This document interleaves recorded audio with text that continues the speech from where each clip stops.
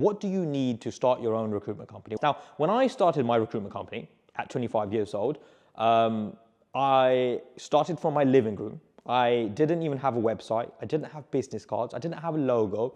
I didn't have none of this crazy marketing. I didn't have an Instagram page or anything like that. Actually, I started the old school way, and I would recommend you guys starting the old school way in saving money. I think that's the most important thing. Saving money in, making sure that how you actually make money, you concentrate on that, which by the way, we're going to go through. And I want you to bear in mind, and everything is a step. So you need to take every single lesson in, and you need to tell yourself, because there are going to be parts in this video where you tell yourself, you know what, it's not possible, can't happen.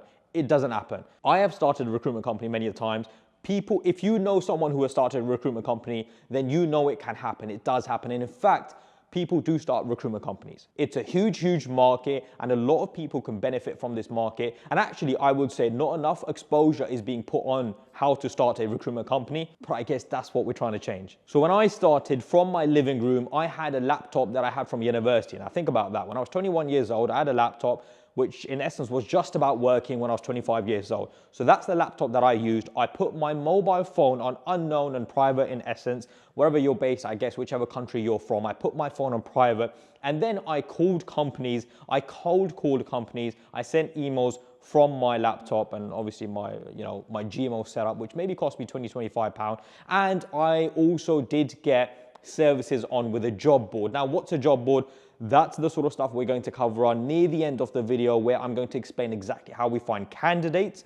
So bear with me on that. So what do you actually need? Well, not a lot. Actually, you just need a mobile phone. You need a laptop. You need to be able to call. You need probably some privacy. You need some quiet period. And do you need to be doing this all day, every day? No. A lot of people start recruitment companies part-time. All they actually do is put in 1 or 2 hours a day. And I would say 2 hours a day properly. A lot of 2 hours a day, you will be making a lot of money come 6, 8 months down the line. And I mean constantly, consistently.